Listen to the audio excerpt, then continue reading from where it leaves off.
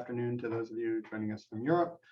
Sam Dennis, and I'm going to just really kind of introduce us into a number of the noise monitoring or acoustic monitoring requirements associated with offshore wind, as well as discuss a received level target that we've been developing for impact pile driving of these offshore wind farms or foundations associated with the offshore wind farm. One thing that I've struggled with and want to just get across to everyone is we have three separate classes of acoustic monitoring associated with the wind farm development. The first is long-term acoustic recording. So we're deploying, having recorders deployed within the wind energy areas to determine what's happening over a long period of time. What do we hear over the course of years? Secondly, we have monitoring for mitigation. So during pile driving,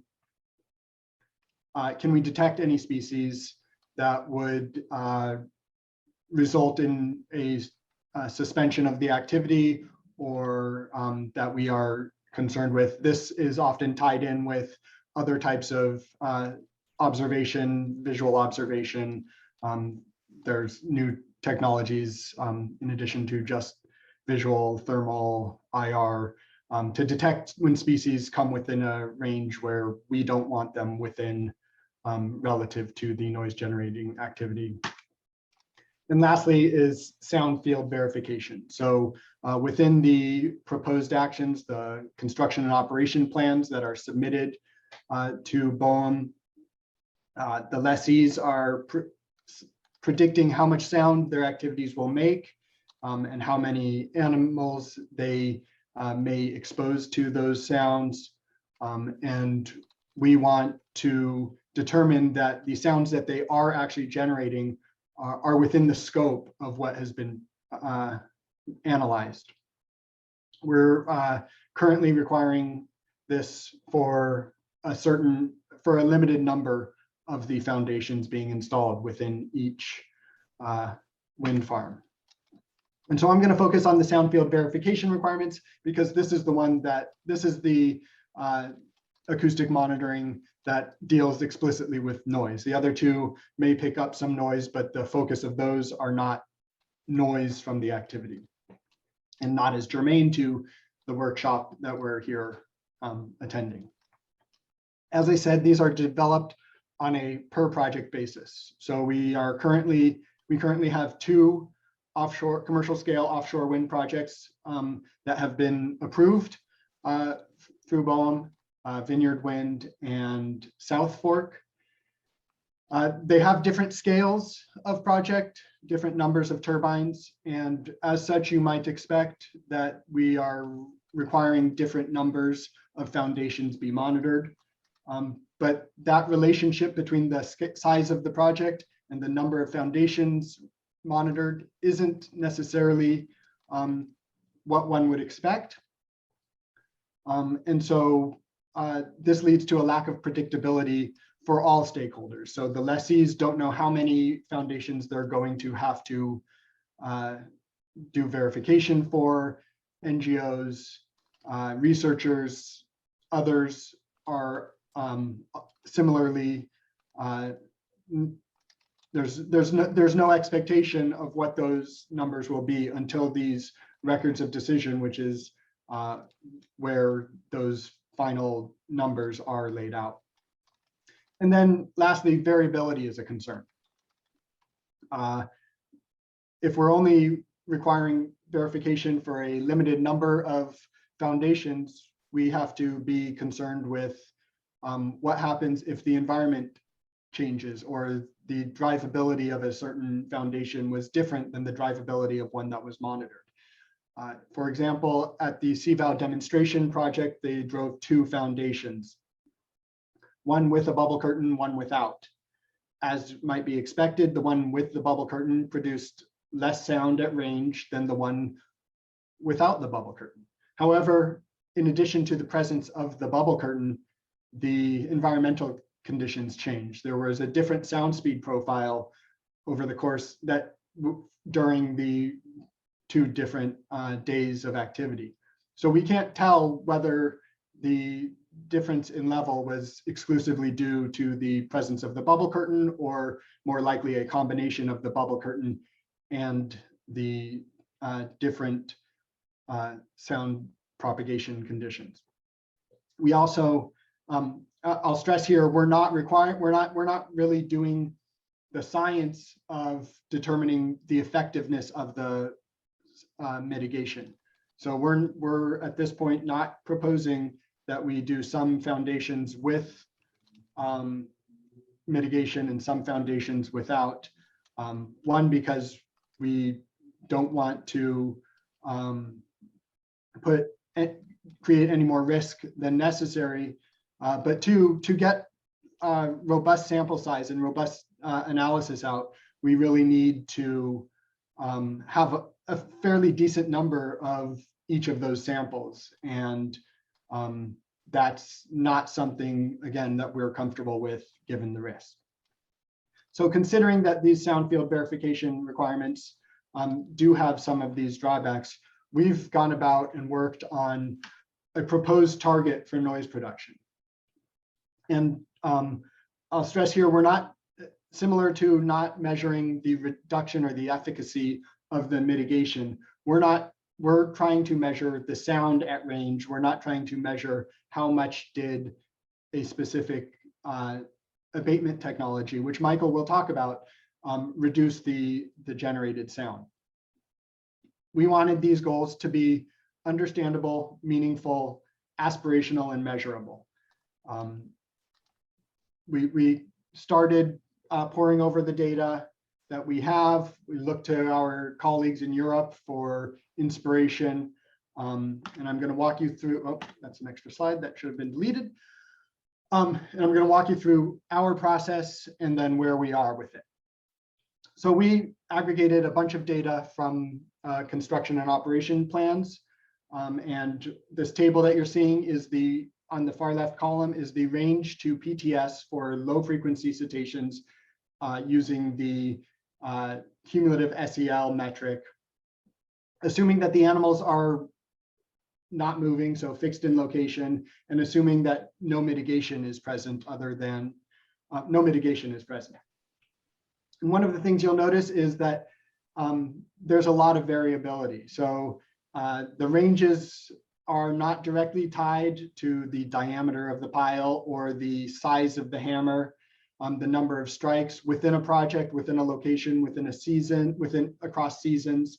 There was a fairly broad variability based on the predicted activities that were done. And so we determined a number of different factors that would influence these predicted ranges and tried to tease out some relationships between those and the predicted ranges that might inform our derivation or development of the target for the received level. Here we've got a plot of some of those, some of the regressions that we performed for a given project, trying to predict the sound levels at various ranges based on all of the factors that the projects included in their analysis.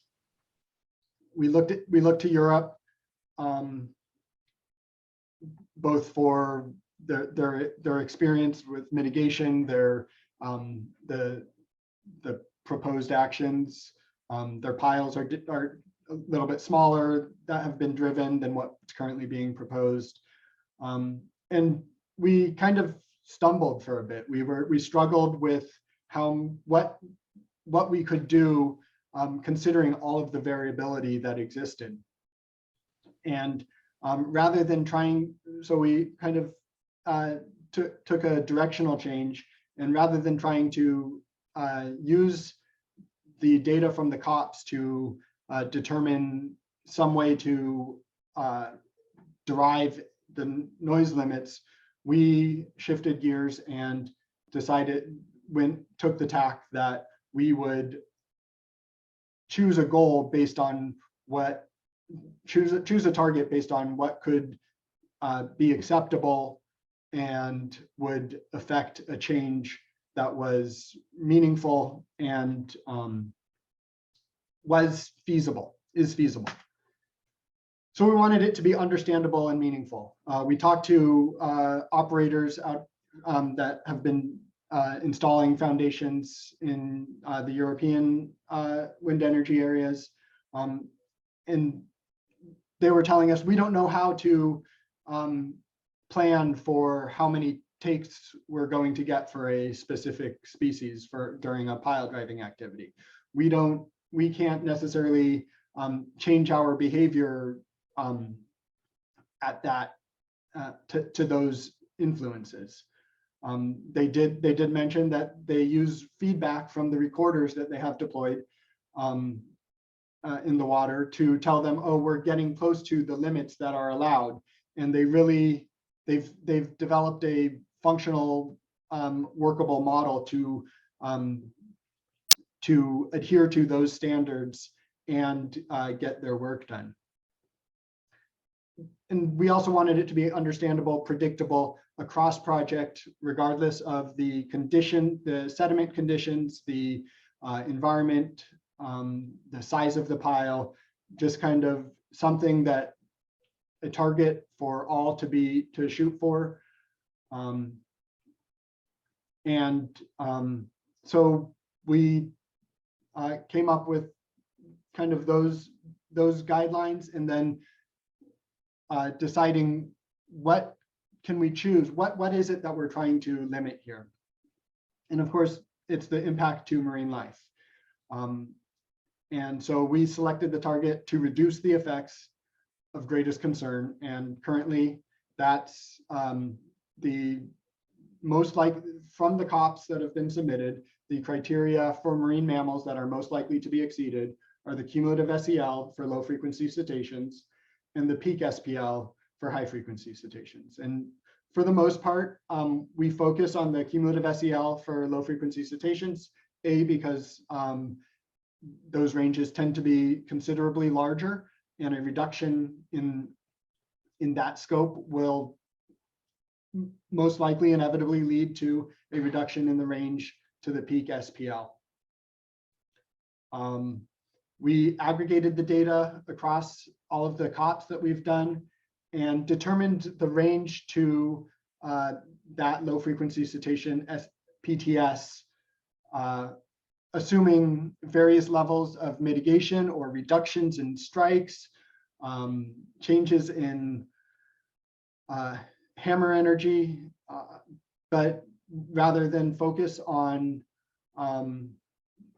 what the activity would actually do to yield a reduction in level, we decided to focus on setting a range that we would find acceptable to said target. So we aggregated the data. Here's a histogram of various scenarios across a number of different projects, ranging with the range to the low frequency cetacean SEL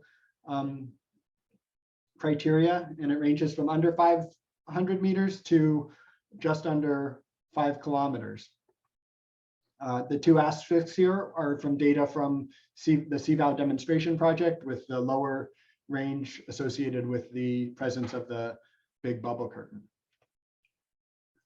The other thing we wanted to do was make sure that it was measurable. A lot of the COPs that are proposing take or exposure assessments are using animal movement, and that's difficult to measure in the field at the scale we're talking about with the activities going on. So rather than trying to incorporate animal movement into our decision-making process, we said, let's just focus on acoustics. Where can we measure at a feasible distance, and what would we find an acceptable level? And we came up with this received level criteria for those two criteria, peak SPL for high frequency cetaceans and low frequency cetacean cumulative SEL at about 1 kilometer. We aren't just concerned with the level A criteria. We are also concerned with causing TTS or behavioral responses, but are thinking in this is focus on a limited scope of criteria, which will reduce the amount of sound generated in the environment and thus implicitly reduce the sound that would lead to exposures that would cause behavioral response or TTS. That's pretty much our approach in a nutshell. There was a document that was sent around with a little bit greater detail. If you have any questions, feel free to reach out. Thank you. I'll turn it back over to Rebecca. Excellent. Thank you so much, Sam, for that overview of BOEM's proposed quieting performance target and the reasoning behind that. As Sam said, we did send that proposed target out in the pre-workshop materials. And if anyone did not receive that, please just let me know. So thank you again, Sam.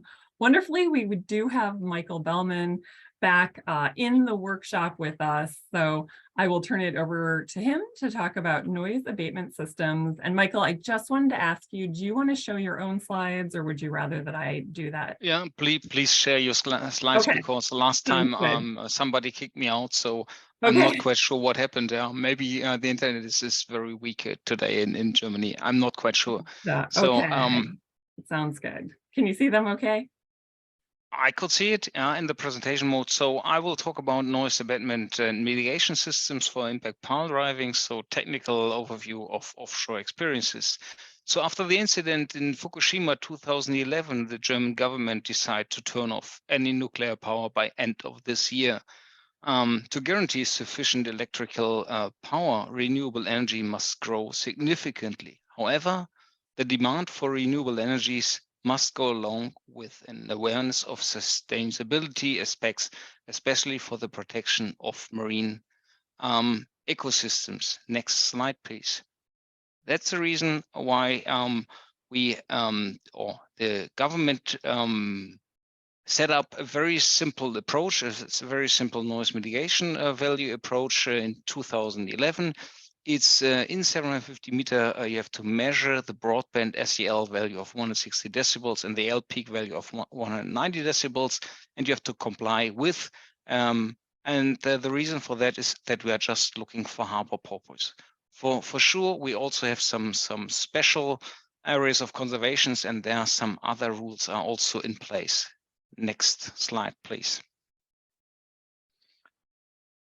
So, what we did in 2019 and 20, we had a funded project by the German regulator BSH, and they said, yes, now we installed 21 German offshore wind farms with 28 substations and met masts and whatever. So we have something like 1,500 foundation installation and more than 2,400 piles installed with a diameter from 1.8 to 8.1 meter. So why not to put all together and make a cross-project analysis of all these data and to have a look what are the experiences with noise mitigation system and noise abatement systems. If you want to have a look on this report, please click on the web link you see on the bottom. Next slide, please. The aim of this study was to investigate the site-specific and project-specific influencing factors on unmitigated pile driving and to make a lessons learned regarding noise mitigation concept. Next slide, please. Next slide, please. Next slide, please. What you could see here now is the measured level in 750 meter. On the Y scale, you see the dB value, the sound pressure level, and on the X scale, you see the diameter. And you could clearly see each cross is, let me say, one offshore wind farm, met mast, offshore supply station, whatever. You see we have plenty of measurement in water depths between 20 and 40 meters. Everything is unmitigated. And what you could clearly see is with increasing diameter, the levels increase significantly. The gray shaded area is the plus minus 5 dB criterion, which covers 99% of all measured data. So that means pile diameter seems to be a very dominant influencing factor, but there must be other influencing factor to to predict or to explain the received level at 750 meters. The other ones are the water depths and for sure the blow energy which is used. Next slide, please. If you now have a look on the criterion we defined 750 meter to comply with 160 decibels, you need 20 dB of noise reduction, maybe a little bit more. Next slide, please. So what we require is noise abatement system or noise mitigation measures. So noise mitigation measures means for us, so avoiding underwater noise, so to de-amplify, let me say, the source level. And noise abatement system means we reduce the existing underwater noise which is in the water, and we have to damp this. Next slide, please. For noise mitigation measures, there are not a lot of techniques available. So for sure, you could reduce the impact pile driving energy, for instance, the high-low procedure, which is state of the art. But for sure, you could also use alternative foundation installation methods like vibropiling, suction buckets, whatever.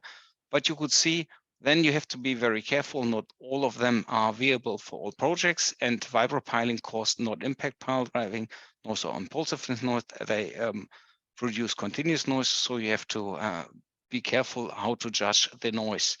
A new hammer technology is also in place.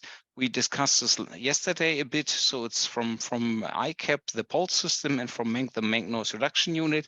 The first offshore applications were tested this year, and now it's very fresh and new results. So with the pulse unit, you could de-amplify the source level by a range of 3 to 6 decibels. So that means noise mitigation measure works. Now let's have a look what happened in next year when the pulse system will be used in serial application. Next slide, please. Here, I just group all the noise abatement systems we are tested over the last something like 15 years in German waters, and I try to group them. The first is just put bubbles in the water, so means bubble curtain systems. Then we have the shell and shell systems, like a coffer dam, for instance, or noise mitigation screen from EHC, and we have the other systems which are more or less resonator systems. Next slide, please. If you see what are robust systems and which could be used in serial application, we are just seeing 3, maybe 4. It's the big bubble curtain system, it's the noise mitigation screen, it's the hydrosound damper, and the ADBM system. And I want to go a little bit more into detail and want to present the results and let me say the experiences we have with these noise abatement systems. Next slide, please. So the noise mitigation screen is a shell and shell system. It's very close to the pile. It was used until 40 meter water depths. It was used for monopiles of up to 8 meter diameter. The advantage is you have also a pile guiding system integrated, and you could make inclination measurements of the monopile. The disadvantage is you have to live with a weight of more than 1,000 tons at the moment, and for sure the size. And the energy which is going through the pile into the ground and could be radiated back in the water could not be covered by such close to pile noise mitigation measure. Next slide, please. What you found out is that the noise reduction is broadband, and it's independent of the water depths, and it's independent of direction and current. We have successfully applied this system more than 450 times during offshore installations, and we do not see any malfunction. It was just the first time that we have seen some technical issues. The measured overall noise reduction ranged between 13 to 70 decibels. The latest generation, which was used for the last 2 or 3 years, we received something like 15 to 16, maybe 17 decibels SEL. For the L peak value, we get a little bit higher reduction than for the SEL value. So this is a very robust and ready for offshore noise abatement system. Next slide, please. Now we are going to the hydrosound damper. It's a resonator system. It's also close to the pile. It consists of a fisher net, HSD elements, and ballast box. It was used until 45 meters with pile diameters of 9.4 meters. The advantage is very lightweighted, and you could tunable the HSD elements. The disadvantages are the ground coupling effects. So everything which is radiated back from the soil to the water could not be captured. Next slide, please. So what we also found out, it's independent, the noise reduction is independent of water depths, independent of current and direction. It was successfully applied more than 300 times. We just see one mile function. It works very well for low frequency, especially lower than 100 Hertz. And we observed, or we measured, that we have an overall noise reduction of something like 10 decibels, maybe a little bit higher, even if we are at 40-meter water depths. So this system requires project-specific design, but it's a ready for offshore application noise mitigation system. Next slide, please. The ADM system is more or less a similar technique. It's also a resonator system. It's also close to the pile. It was used till 30-meter water depths, less than 8-meter monopiles. It's also lightweighted, and you are using block shapes, which is also tunable for low frequencies, but it has the same, let me say, disadvantages as in hydrosound damper. Next slide, please. We were able to measure this at 6 monopiles. We do not see any malfunctions. It was a very good result. We achieved not 10 decibels, but a little bit less. But there is, I expect, a little bit headroom for fine tuning. So I expect if everything is working smoothly and you have a project-specific design, you are coming close to 10 decibels as well. Next slide, please. Then we are coming to the bubble curtains. Single, you see a single one from 2011 and a double big bubble curtain from 2017. You could see it's an impedance shift, so water and water-air mixture. It's the only noise abatement system which is far away from the pile. It consists of compressed air, a nozzle loss laying on the seabed, and then the air is escaped from the nozzle loss, and then you have a bubble curtain system. So this was used until 45 meters for pile driving. For UXU clearance, we also measured up to 70-meter water depths. The pile diameter was used up to 9.4 meter, and you could use it for monopiles, tripods, tripiles, jackets, and so on. Advantages: it's completely independent of the foundations of the foundation design, and it's completely independent of the heavy lift vessel, so the installation vessel. The disadvantages: you need an additional vessel and you need compressors and so on and so on. Next slide, please. And the noise reduction. So let me say the bubble curtain is a little bit the diva from the noise abatement system. So it depends from many things like water depths, current direction, distance to the foundation, and so on and so on. But at the end, if you do everything well and you are asking somebody who has experiences with the application of big bubble curtain system, you could receive something like 15 to 16 decibels of overall noise reduction, even if you had 40-meter water depths. If you go to deeper water, then the overall noise reduction will decrease slightly. Next slide, please. Now, to give you an example, on the Y scale, you see the SEL measured at 750 meter. On the X scale, you see the frequency shape. The upper line is an unmitigated pile driving.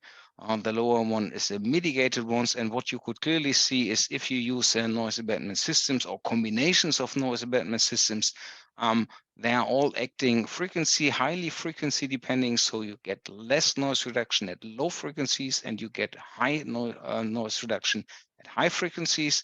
And we also are able to measure, let me say, the background noise. And what we observed is that in normal conditions, the pile driving noise in a frequency range from several kilohertz onwards is not longer existing in a distance of 750 meter distance to the pile. So the mitigated pile driving noise, we have to take into account maybe the threshold of harmful porpoise or any other marine mammals, what could be detectable for them if we talk about unmitigated or mitigated pile driving. And then I come to the last slide. So the take-home message from my side is noise mitigation systems are limited available currently. So for sure you could reduce the blow energy, but maybe new hammer technologies will come up, like the pulse system or the magnetic noise reduction unit. You have to be very careful with alternative foundation designs, but I think there will be a lot of new knowledge coming up over the next upcoming months and years. For noise abatement systems, we have three, which are, let me say, ready for applications. It's the hydrosound damper, the EHC noise mitigation screen, and bubble curtain system. I expect the ADBM system will coming soon and could be used for serial application as well. If you use only a single noise abatement system, you could reach up to 15 dB of overall noise reduction for the SEL. If you use a combination of two, then you receive something like 20 dB, maybe a little bit more. So for instance, EHC noise mitigation screen in combination with the double big bubble curtain. All these noise abatement and noise mitigation systems require project-specific adaptations and optimizations. So be careful, a bubble curtain is not a bubble curtain, it's not a bubble curtain. It significantly depends on the system configuration you are using. And you achieve an overall noise reduction at high frequency, which is extraordinarily good. So it looks like that you do not have any pile driving noise in the water in frequency ranges from several kilohertz onwards, even if you are only in a distance of 750 meters.